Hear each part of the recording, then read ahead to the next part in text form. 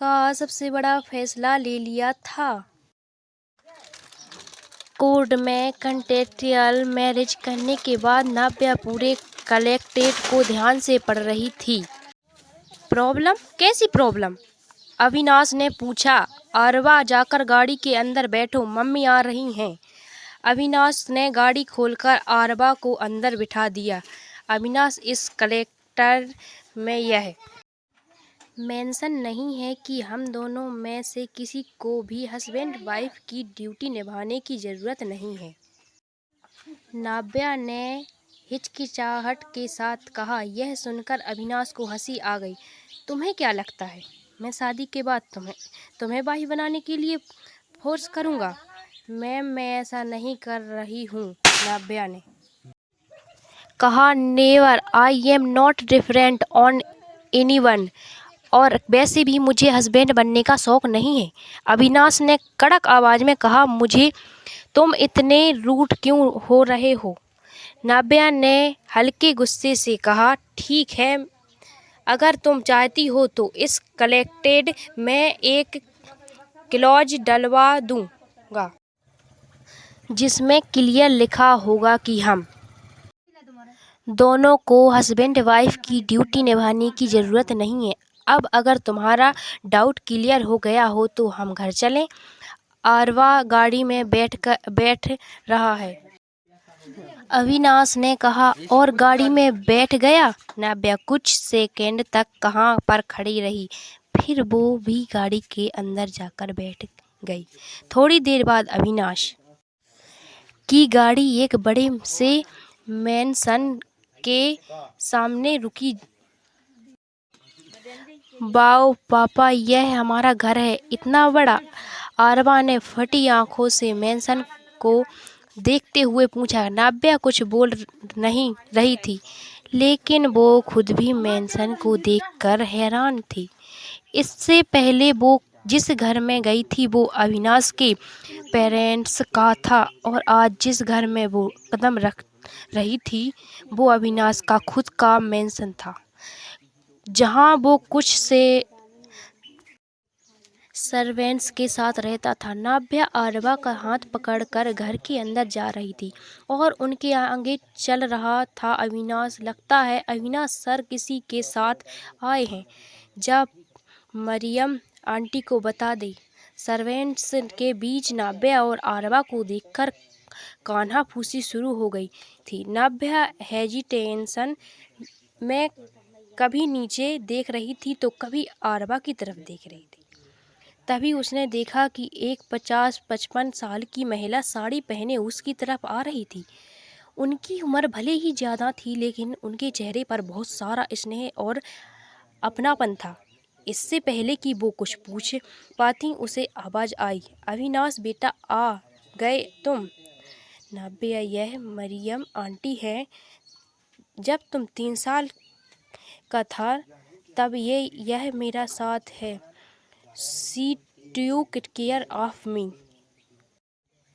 She took care of me in event situation, and she is my second mother. Avinash ने बताया, लेकिन मरियम अब भी हैरान से नाव्या और आरव को देख रही थी। आंटी, ये मेरी वाइफ है नाव्या, और यह है आरव, मेरा बेटा। अविनाश ने बड़ी आसानी से यह बात कह दी। मरियम को एक पल के लिए तो अपने कानों पर यकीन नहीं हुआ। क्या वाइफ? चौंकते हुए मरियम के मुंह से निकला। वो अपनी फटी हुई आंखों से कभी नाव्या को देख रही थी तो कभी आरवा को। हूबहू निशान। मरियम ने आरव को देखकर कहा।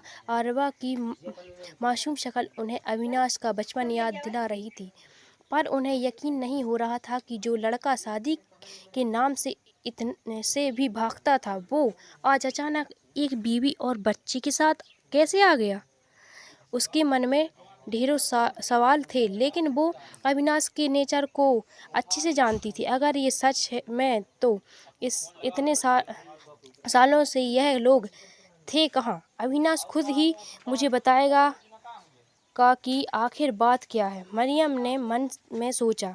नाब्या की खूबसूरती से तो वो पहले से ही मोहित हो गई थी, लेकिन उसका दिल जीत लिया था अरवा की क्यूटनेस ने। नाब्या कुछ भी चाहती तो हो मरियम आंटी से बोल देना, यह घर यही संभालती हैं। अविनाश ने कहा, यह हाँ हाँ, कुछ भी चाहिए हो तो मुझसे कहना, मैं यही हूँ। मरियम ने बड़े प्यार से कहा, कुछ भी क्या, मुझे खाने में इटालियन फूड मिलेगा। आरवा ने बड़ी मासूम से पूछा। यह सुनकर मरियम को हंसी आ गई। उन्होंने प्यार से आरवा के गालों को खींचा। आरवा की बात सुनकर उन्हें याद आया कि कैसे अविनाश भी बचपन में इटालियन खाने की जिद करता था। हाँ, जो आप बोलोगे खाने के लिए सब बना दूंगी मैं, मरियम ने बड़े प्यार से कहा। आरवा यह सुनकर खुशी से उछल पड़ा। अविनाश नाब्या और आरवा को मरियम के हाथों सौंपकर खुद स्टडी रूम में चला गया। मरियम को पता था कि अविनाश अपनी फीलिंग्स को लेकर बहुत साइलेंट है, इसलिए उन्होंने कुछ भी नहीं पूछा। वो नाब्या और आरवा को देखकर इतनी इमोशनल हो गई थी कि उनकी आंखों में आंसू आ गए। आंटी, आप ठीक तो हो ना? नाब्या ने पूछा। पता नहीं क्यों, लेकिन मरियम को देखते ही उसे एक अपनापन सा महसूस हो रहा था, इसलिए उसने यह सवाल करने से पहले ज़्यादा सोचा नहीं। उसका यह कंसर्न देखकर मरियम समझ गई थी कि नाब्या एक समझदार और केयरिंग लड़की है। मैंने सोचा नहीं था कि एक दिन अविनाश अचानक अपनी वाइफ के साथ आएगा। तुम्हें पता है, इतने सालों से यह खबर सुनने के लिए हम सबके कान तरस गए थे, पर अविनाश सरप्राइज देकर ही सही हम सबकी इच्छा को पूरा कर दिया। फाइनली अब उसकी भी एक फैमिली है। मरियम ने मुस्कुराकर कहा। यह सब कुछ नाब्या को बहुत अजीब लग रहा था।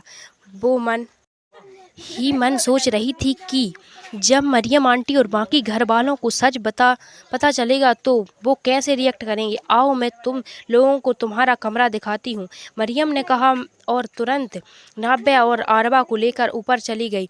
नाब्या को देख ऐसा लगा रहा था जैसे वो उस मेंशन की खूबसूरती को जितना देख रही थी वो उतनी ही बढ़ती जा रही थी। ऊपर जाकर मरियम नाब्या और आरवा को लेकर एक कमरे में आ गई।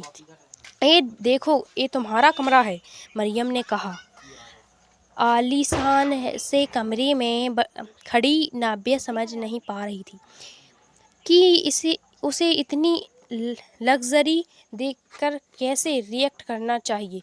अविनाश को सब कुछ सिंपल पसंद है, इसलिए इस कमरे के रंग से लेकर सब कुछ बहुत सिंपल है, पर मुझे पता था कि तुम्हें यह डिज़ाइन ज़्यादा अच्छी नहीं लग रहा होगा, इसलिए यहाँ पर क्या और कितना चेंज करना है तुम अपने हिसाब से मुझे बता देना, मैं सब कर दूंगी, मरियम ने कहा। यह बात नाब्या को और भी अजीब लग रही थी। वो यह सोचकर ही ऑकवर्ड हो गई थी, अब उसे अविनाश के साथ एक कमरे में रहना होगा। मैं कैसे बताऊं कि मैं वो यह सोच रही थी कि तभी पीछे से अविनाश की आवाज़ आई।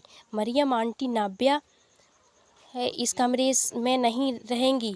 यह सुनते ही मरियम हैरान हो गई। क्यों? नाब्या तुम्हारी वाइफ है, वो इस कमरे में नहीं रहेगी तो क्या कहाँ रहेंगी? मरियम ने पूछा। क्योंकि नाब्या इस कमरे में एडजस्ट नहीं कर पाएगी। पहले उसका सामान इस कमरे में सेट करवा दूंगा, उसके बाद वो धीरे धीरे यहाँ सेटल हो जाएगी। तब तक इस कमरे को उसके हिसाब से थोड़ा रेनोवेट भी करना होगा, है ना नाब्या? अविनाश ने तुरंत बात को संभालते हुए कहा। नाब्या भी तुरंत हाँ में सिर हिला दिया। हाँ हाँ, और तब तक मैं गेट रूम में रह लूँगी, नो यूज़। उन दोनों का एक्ट देखकर मरियम को थोड़ा अजीब तो लग रहा था। उन दोनों का रिएक्शन देखकर मरियम को थोड़ा अजीब तो लग रहा था, लेकिन इस वक्त वो इतनी खुश थी कि उन्होंने दूसरी बातों पर ध्यान नहीं दिया। अरबा चलो आओ मैं आपको आपका कमरा दिखाती हूँ। इतना कहकर मरियम ने अरबा का हाथ पकड़ा और कमरे से बाहर लेकर चली गई। अब कमरे में सिर्फ नाब्या और अविनाश थे और उनके बीच भी ऑकवर्डनेस। कुछ देर की चुप्पी के बाद अविनाश ने कहा, मैं ऑफिस जा रहा हूँ, मेरी एक मीटिंग है। नाब्या के किसी रिएक्शन से पहले ही वो कमरे से चला गया। अब तक नाब्या भी समझ गई थी कि अविनाश एक बहुत बड़ा बिजनेसमैन था, इसलिए वो हर वक्त बिजी रहता था। इस शादी के लिए भी उसने बड़ी मुश्किल से टाइम निकाला था। नाब्या ने भी गहरी सांस ली और मेंशन के अंदर अकेले ही ठहरने लगी।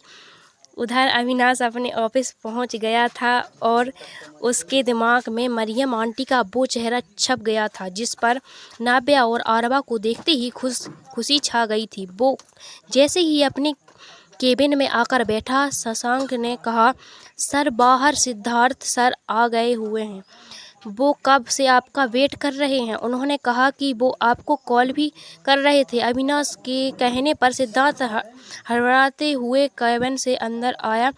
उसकी सांसें तेज थीं और माथे पर पसीना। क्या हो गया, किसी रेस में दौड़ता हुआ आ रहा है क्या? अविनाश ने अपना लैपटॉप देखते हुए कहा, एक बात बता, क्या यह सच है कि तूने शादी कर ली है? सिद्धार्थ ने घबरा कर दबी हुई आवाज़ में पूछा। यह सवाल सुनते ही अविनाश की नज़रें एक जगह ठहर गईं। तुझे कैसे पता? अविनाश ने हैरान होकर पूछा। तू, यह सच है? अरे मेरी आंटी कोर्ट में लेबर है, उन्होंने आज मुझे किसी लड़की के साथ देखा। उन्होंने बताया कि तूने उसके साथ कोर्ट मैरिज कर ली है। मुझे तो यकीन ही नहीं हुआ यार, इसलिए मैंने तुझसे बात करने के लिए तुझे कॉल किया। तूने कॉल नहीं उठाया तो मैं भागा चला आया, सिद्धार्थ ने हड़बड़ाकर कहा। सुन, अपनी आंटी को कहे कि यह खबर अपने तक ही रखें। अविनाश ने सीरियस टोन में कहा, तू पागल है क्या? मैंने उसी वक्त कह दी थी बात उससे। अब यह बता कि क्या यह सच है? यह कब हुआ यार, और तूने बताया क्यों नहीं? सिद्ध ने एक के बाद एक कई सारे सवाल पूछे। अविनाश थोड़ी देर तक सुनता रहा और फिर उसने गहरी सांस लेकर हाँ में सिर हिला दिया। अबे यार कुछ तो बता, तूने शादी कर ली और अपने बचपन के दोस्त को बताया?